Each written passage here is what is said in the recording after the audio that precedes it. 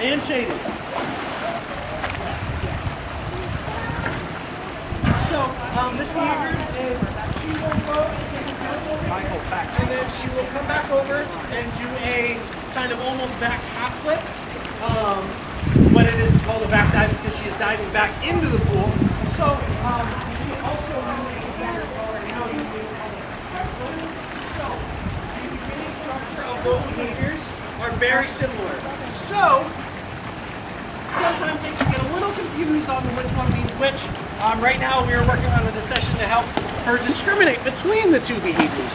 So you guys will see that is her back dive behavior. Pretty soon here Nicole will be working on asking her for her front. So we want to make sure that we are doing a very clear for her to make sure that she knows the difference between the two. So it looks like she asked for another back dive. It is that. And at any point, we want to switch it for her and ask for that front flip to work on that discrimination. Nicole's going to set up a few specific circumstances. So she's looks like she's moving a little more, or she'll move a little more away from the center of the pool, and she will actually front, or with that big long stick that you guys see here, this is called a target pole. That allows us to help kind of guide them on where to go. So when she asks for that front foot behavior, it'll be a different motion. You guys can kind of see how she's just kind of like back diving literally. But now she is prompting her for a front flip. So we're looking for that tumble. And then once she gets that in her brain, we can go ahead and ask her for that front flip, just like that. You guys all see that tumble? I'm going to ask her for a few times so she can have a front flip on her brain. And then she's moving towards the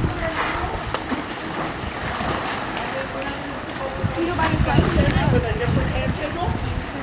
Now, over in the corner. And then front flip! Look out, get wet! So, Koko here is 12 years old. She is a lady dolphin. She was born right here at SeaWorld San Antonio.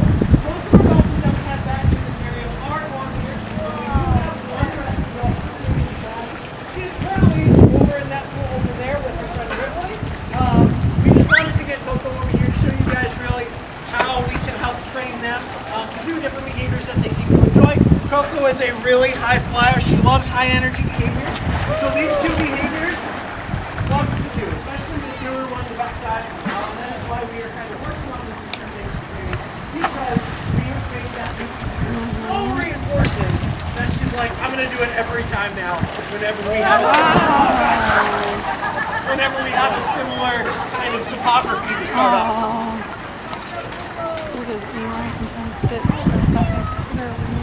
Does anyone have any questions at all? Yeah. So she is very aware of her surroundings. That jump for them is very controlled. They do those jumps pretty much on their own every day, so they know exactly how close they can get to different walls and stuff to be able to make sure that they don't hit the wall or anything. To add to that, they can see very well both above and below the water. They have a lubricating tier that forms like a protective goggle, which allows them to see. She can see so well if I have to pump, she can't catch. Wow.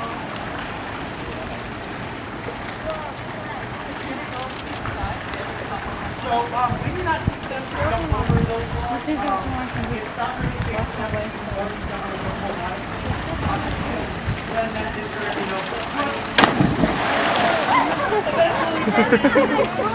accidentally jumping over this wall here, right?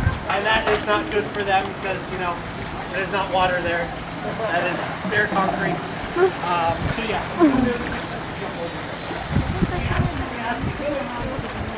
But no context, we really want to jump over. It's not safe for them. So what you guys will see now is kind of how some of the ways that we reinforce them.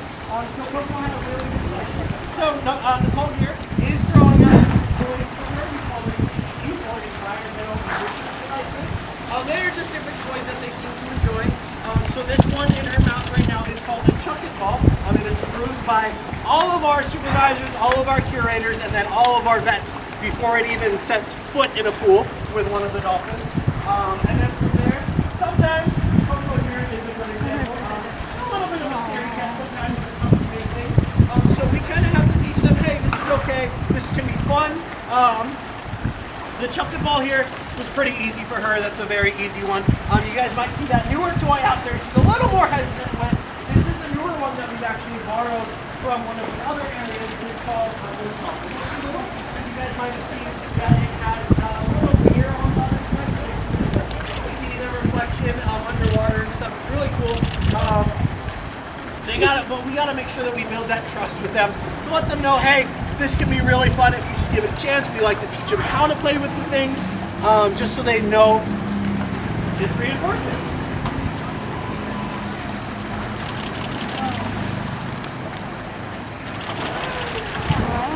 Does anyone else have any other questions?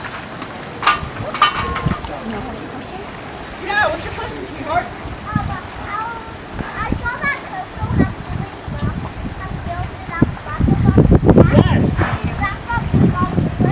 So dolphins actually have just a lot of muscles. So those muscles in front of her, like pectoral flippers is what we call them, they can move those. Those all have muscles and a skeletal structure in them. So that's just from being able to swim and stuff. So they use those to stop them steer when they are swimming. So they do build up a lot of muscle, yes. The big muscle that actually will drive them in how fast they can swim and how high they can jump is called their peduncle. So behind that dorsal fin there, that big triangle on her back there, is a big network of muscles that connect her tail to the rest of her body. That is called the peduncle. That is probably, I would say, about 40% of the weight of their body. So it is very powerful. It's very positive to get out of the water. Koko here has a big one. She's a big dolphin. She weighs about 500 pounds. So she's probably our most athletic dolphin that we have back in this area as well. So she can jump pretty high. Yes.